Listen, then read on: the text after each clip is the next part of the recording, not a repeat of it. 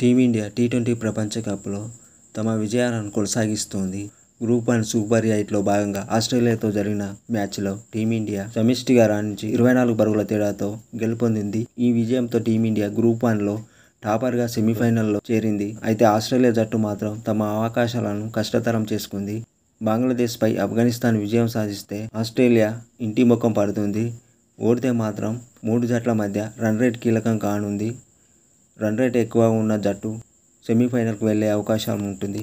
అయితే ఈ మ్యాచ్లో తాజాగా అరుదైన ఘనత సాధించాడు రోహిత్ శర్మ.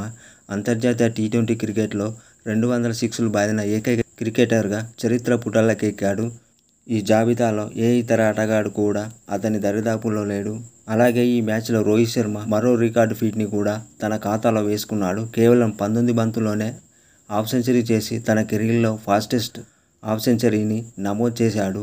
5వ ఓవర్లో ప్యాట్ కమిన్స్ వేసిన చివరి బంతికి సింగిల్ తీసి అతను హాఫ్ సెంచరీ మార్కును అందుకున్నాడు. అయితే ఈ మ్యాచ్లో ముందుగా బ్యాటింగ్ చేసిన టీమిండియా నిర్ణీత 20 ఓవర్లలో 5 వికెట్లకు 205 పరుగుల భారీ స్కోర్ చేసింది.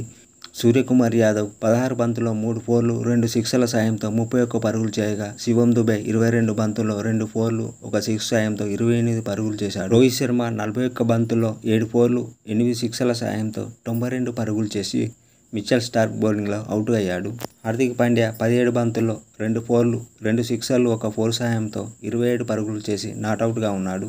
ఆస్ట్రేలియా బౌలర్లలో మిచెల్ స్టార్క్ 45 పరుగులు ఇచ్చి 2 వికెట్లు తీయగా, మార్కస్ స్టోయినిస్ 56 పరుగులు ఇచ్చి 2 వికెట్లు తీశాడు. హజల్వుడ్ 14 పరుగులు ఇచ్చి 1 వికెట్ తీశాడు.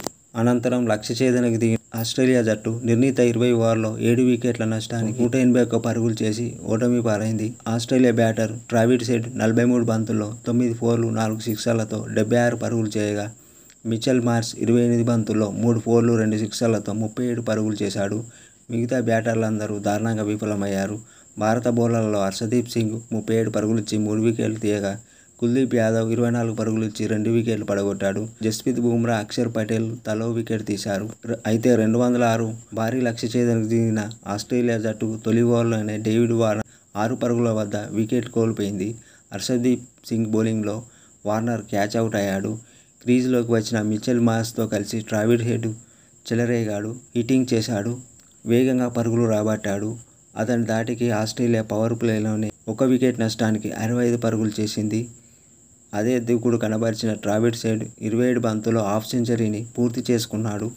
81 పరుగుల పార్ట్నర్షిప్తో క్రీజులో ప్రమాదకరంగా మారిన ఈ జోడీని కుల్దీప్ యాదవ్ విడదీశాడు. బౌండరీ లైన్ వద్ద అక్షర్ పటేల్ అద్భుతమైన స్టన్నింగ్ క్యాచ్ అందుకున్నాడు. మిచెల్ మార్ష్ను అవుట్ చేశాడు. క్రీజులోకి వచ్చిన గ్లెన్ మ్యాక్స్వెల్ 20 పరుగుల వద్ద భారీ షాట్లతో ఆడినా ఎక్కువసేపు క్రీజులో ఉండలేకపోయాడు. కుల్దీప్ యాదవ్ బౌలింగ్లో క్లీన్ బౌల్డ్ అయ్యాడు. వెంటనే మార్కస్ స్టోయినిస్ 2 పరుగుల వద్ద అక్షర్ పటేల్ క్యాచ్ అవుట్ చేయగా, టీమ్ డేవిడ్ 15 పరుగుల వద్ద, మాథ్యూ హెడ్ 1 పరుగుల వద్ద హర్షదీప్ సింగ్ బౌలింగ్లో క్యాచ్ అవుట్గా వెనుతిరిగారు. ప్యాట్ కమిన్స్ 11 పరుగులతో నాటౌట్గా ఉండి 1 సిక్స్తో చెలరేగినా కూడా ఆస్ట్రేలియా జట్టు గెలవలేకపోయింది.